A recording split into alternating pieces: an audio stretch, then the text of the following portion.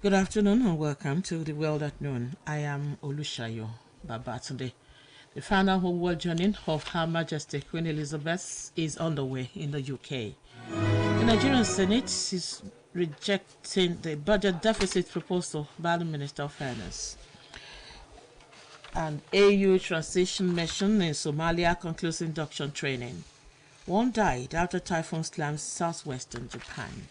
Now, the news in detail.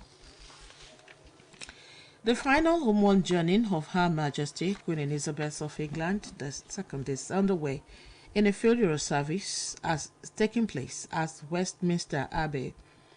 The top officials of the UK Army carried the coffin into the cathedral where world leaders are gathered to pay their last respects to the late Queen. While the first Bible passage for the funeral service was taken by the Baroness Scotland of Astal Casey, Miss Patricia Janet, while the Prime Minister of the United Kingdom and Northern Ireland, Miss Elizabeth Truss, took the second lesson. In his sermon, Archbishop of Canterbury, Primate of all England and Metropolitan, Most Reverend Justin Welby, described death as inevitable for all living beings. Described the Queen as a lover of the Lord Jesus Christ and all the people, particularly the whole United Kingdom, as well as gave her life to the service. Who have themselves lost someone recently. But in this family's case, doing so in the brightest spotlight. May God heal their sorrow. May the gap left in their lives be marked with memories of joy and life. Her late Majesty's broadcast during COVID lockdown ended with, "We will meet again." And we are on live with Eyewitness, who shall be giving us updates of the burial ceremony in Canterbury. Good morning or good afternoon there. Good afternoon. Please, what can you give us an update from UK? Yeah, hi. My name is Debbie from UK. All right. The Queen is actually. I'm going to give you an update on the burial ceremony of the Queen. Okay. Queen Elizabeth II. She's actually been moved from the from the Westminster Hall. Okay. She's been taken to the Royal Abbey. Okay. Where important ceremonies about the royal family has been heard. Okay. Mm-hmm. After now, we are aware that you will be going for committal service. Yeah, they're doing the service now, where all the important dignitaries are gathered in the hall. Okay. Yeah, they gather in there have been so much that have been said about the Queen. Can you tell us most of the things most people have said about the Queen? Is life and time? Her life and time. Sorry. Yeah. Oh yeah. They've said so many beautiful things about her. How she knows God. She goes to church. She serves. The recent one I heard was she was actually good in reading the Psalms. Okay. So I was shocked because for such a busy life that she will have time to sit down and still go through the Bible. I was so impressed with her. Well, thank you very much. So many beautiful things. So many beautiful things about her. Okay. Thank you very much, Miss Debbie. Thank you. I hope you can speak Yoruba. You will call on you to speak to our listeners on Yoruba, on the Yoruba version of the bulletin. Thank you very much. Okay. Thank you very much. That was Miss Debbie reporting live from UK. And as hundreds of foreign royals and leaders attended the state funeral of Queen Elizabeth II in London today, 6 countries and their leaders are reportedly barred from attending Her Majesty's funeral. The countries include Russia, Belarus, Myanmar, Syria, Venezuela, and Afghanistan. Report has it that Iran will only be represented at the occasion on an ambassadorial level. Iran's Supreme Leader Ali Khamenei is said to have soured relations with the United Kingdom, and according to reports, most countries have had their heads of state and one guest invited to the funeral. Nigeria's Vice President, Professor Yemi Osinbajo, is among the world leaders expected.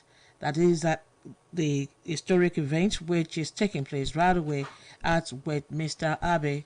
The British Embassy in Harare had said a letter purportedly sent by Buckingham Palace barring President Emerson Mnangagwa of Zimbabwe from attending the Queen's funeral is fake. And now back home, the Nigerian Senate, which rejected the budget deficit proposal by the Minister of Finance last week, has disclosed its plans in tackling it through an amendment of the Finance Act. This was disclosed by Chairman Senate Committee on General Services, Senator Sani Musa, in Abuja. He added that the Nigerian government needs to urgently look for an alternative funding for the budget away from hydrocarbons. Senator Musa noted that these will enable the generation of more revenues from other sources rather than depending on oil alone, and by extension reduce the size of the proposed budget deficit. He said the nice Senate had done creditably well, even the laudable bills passed to improve the economy, adding that the renovation of the National Assembly complex was also a steering achievement of the nice Assembly. 41 military staff officers to serve at the African Union Transition Mission in Somalia have completed a week-long training in Mogadishu aimed at facilitating their integration into the mission. With a range of diverse educational and military skills, the staff officers will be stationed at their ATMI's force headquarters in various roles, with a core mandate of supporting the Somali-led peace process, including the capacity building of the Somali security forces. ATMI's Deputy First Commander Operations and Planning, Major General William Shume, who represented the ATMI's First Commander at the end of the training, said the mission is heavily reliant on the competent, efficient and dedicated body of staff officials to manage the day-to-day tasks that collectively count towards the attainment of the mission's strategic objectives. He then urged the newly deployed officers to familiarize themselves with the mission's mandate and to uphold professionalism, which is the bedrock of fact-based operations in Somalia. And this is Word at Noon, coming to you from Osun State Broadcasting Corporation, Ilea Ujeoke Bale Ushubu, Voice of the West. Now, I admit this message. A forgiving spirit and an intercessory heart are greatly prized before God. Be tolerant. A tropical storm has slammed southwestern Japan with rainfall and winds today, leaving one person dead and another missing as it surged towing north towards Tokyo. Residential streets were flooded with muddy water from rivers, and swathes of homes lost power after Typhoon Namadol made landfall in the Kyushu region. Our City Hall official in charge of disasters at Miyakonojo, Miyazaki Prefecture, Mr. Yoshiharu Hameda, said a man was found dead early today in his car that was sunk in water on a farm. An official added that one person was missing after a cottage was caught in a landslide. According to reports, more than 60 people have been injured, including those who fell down in the rain or were hit by shards of glass. And here again are the highlights of the world at noon. So hundreds of foreign nationals and royals and leaders are attending the state funeral of Queen Elizabeth II in London today. Russia, Belarus, Myanmar, Syria, Venezuela, and Afghanistan, as well as their leaders, have been barred from attending Her Majesty's funeral. And the Nigerian Senate, which rejected the budget deficit proposal by the Minister of Finance last week, has disclosed that its plans on tackling it through an amendment of the Finance Act. And 41 military officers to serve under the African Union Transition Mission in Somalia have completed a week-long training in Mogadishu aimed at facilitating their integration into the mission. We also reported that a tropical storm has slammed southwestern Japan with rainfall and winds today, leaving one person dead and another missing as a search to the north towards Dakio.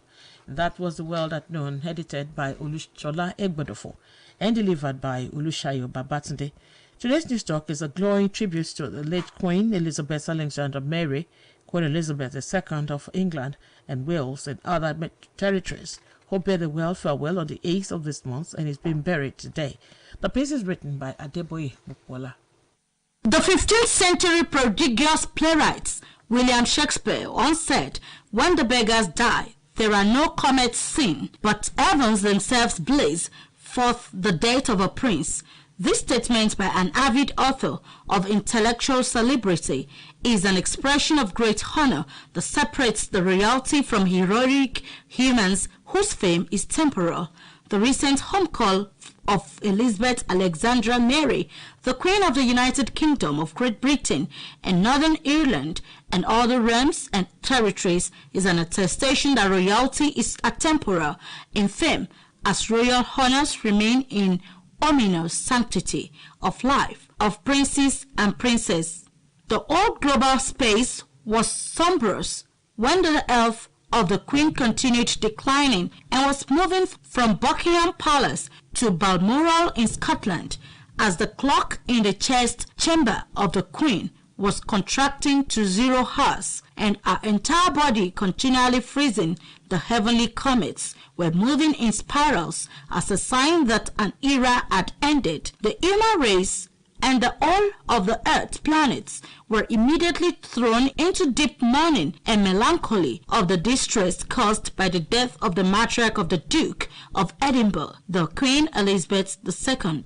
The media went into frenzy of scouting for the heroic of the life events of the Queen of England, whose entire life has remained dreams confined into human memories. Queen Elizabeth II was a page in the history of British monarch, having been the longest reigned monarch. She was born in 1926 and ascended the throne in February 6, 1952, the day her father King George VI of England died.